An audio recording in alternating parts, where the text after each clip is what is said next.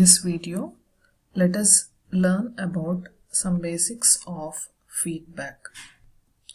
Feedback is defined as the process of giving the output voltage back to the input.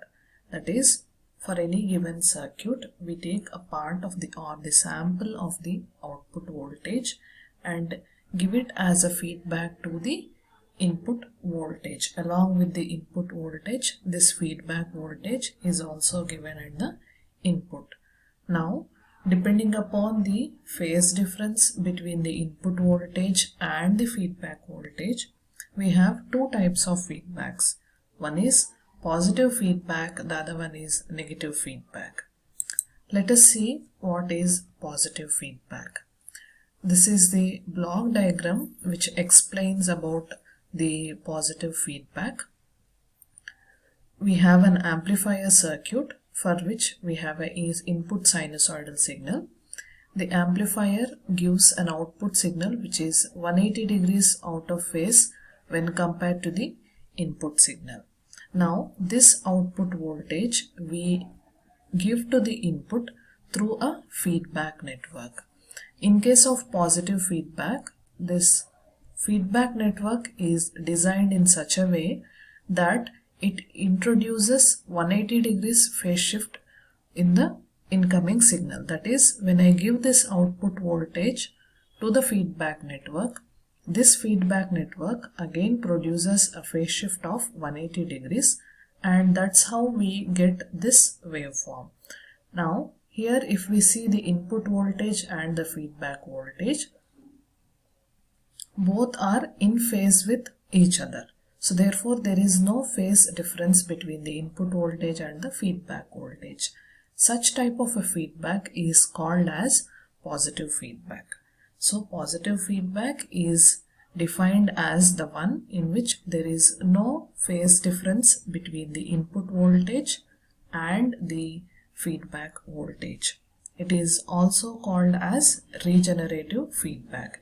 Here Vf denotes the feedback voltage, Vin denotes input voltage, and V0 denotes the output voltage. Let us see about negative feedback. What are the advantages and disadvantages of positive feedback?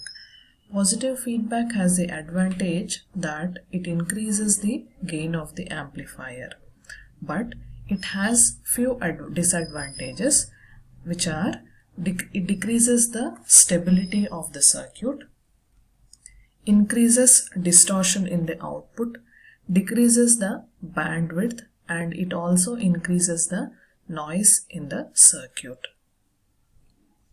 Next, what is negative feedback? So here, when we give the input to the amplifier, it gives us an amplified signal with 180 degrees phase shift, but here the feedback network that is used is designed in such a way that it does not introduce any phase shift. That is, we take the output voltage and give it to the input as it is without producing any phase shift. As a result, we see here that the input voltage and the feedback voltage are out of phase with each other. So this feedback is called as negative feedback. It is also called as degenerative feedback. Here in negative feedback, the input voltage and the feedback voltage are out of phase with each other. Coming to advantages of negative feedback, it reduces distortion, increases stability in the gain, increases bandwidth, improves input and output impedances. The disadvantage in negative feedback is that it reduces the gain of the amplifier.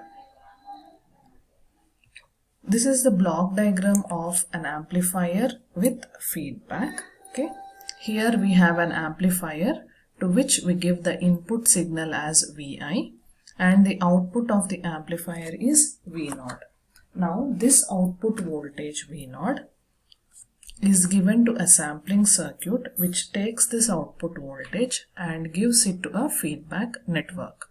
This feedback network gives the feedback voltage to a mixer circuit where the incoming signal and the feedback voltage are mixed with each other and are then applied to the amplifier. So this is how we give feedback to an amplifier.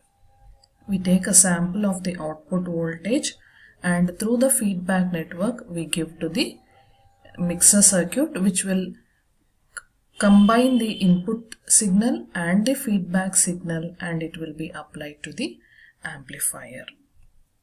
There are some definitions in feedback. They are, here Vf, as I told you, it is called as a feedback voltage, and beta is called as feedback factor or feedback ratio, which is defined as ratio of the feedback voltage Vf to output voltage V0.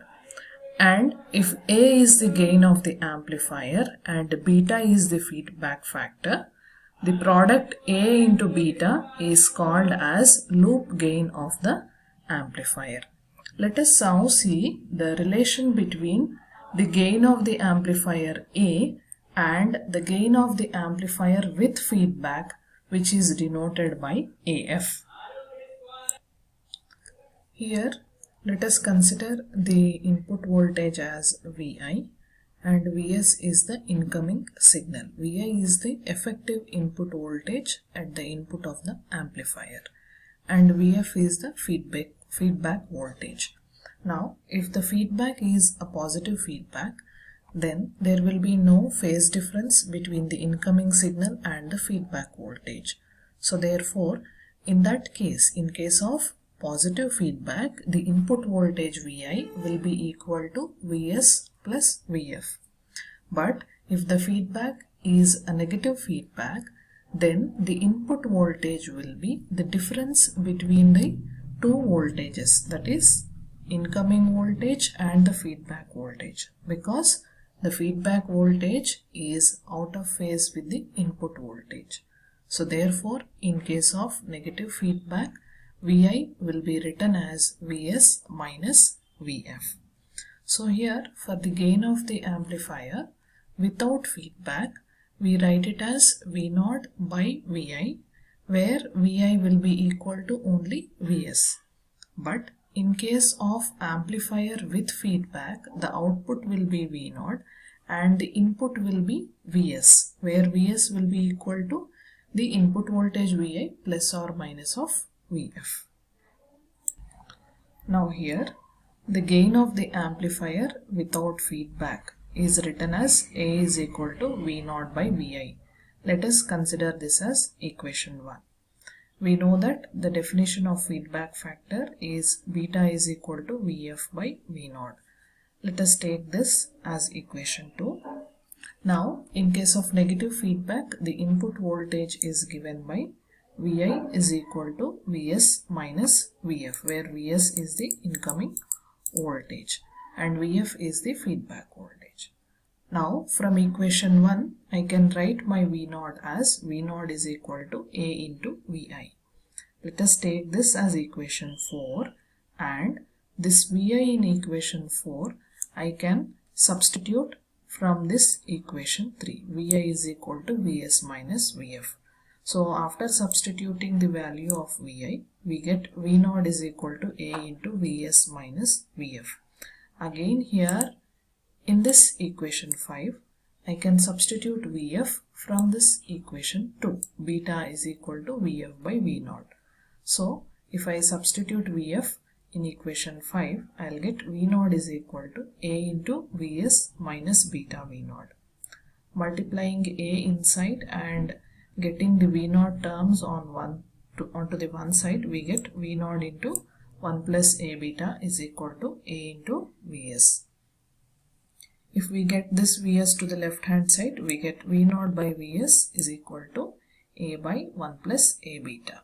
Now V0 by Vs is nothing but the ratio of output voltage to the input voltage with feedback, where Vs is the input to the amplifier with feedback. So I can write V0 by Vs as gain of the amplifier with feedback. AF is equal to V0 by Vs is the gain of the amplifier with feedback. So therefore, if I substitute AF for V0 by Vs, I get the equation as AF is equal to A by 1 plus A beta. So this equation 6 is a relation between gain of the amplifier with feedback and gain of the amplifier without feedback. AF is equal to A by 1 plus A beta.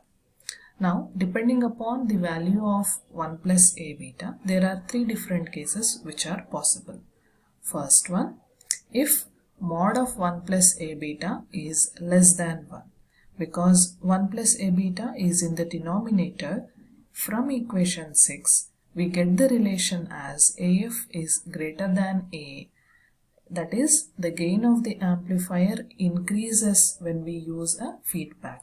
Or I can say that gain of the amplifier with feedback is greater than gain of the amplifier without feedback. This is nothing but the case of positive feedback.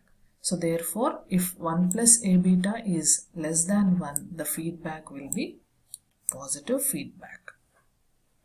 Now let us consider the second case. If 1 plus A beta is greater than 1, then again from equation 6, we get the relation that AF is less than A. That is, the gain of the amplifier has decreased when I use a feedback.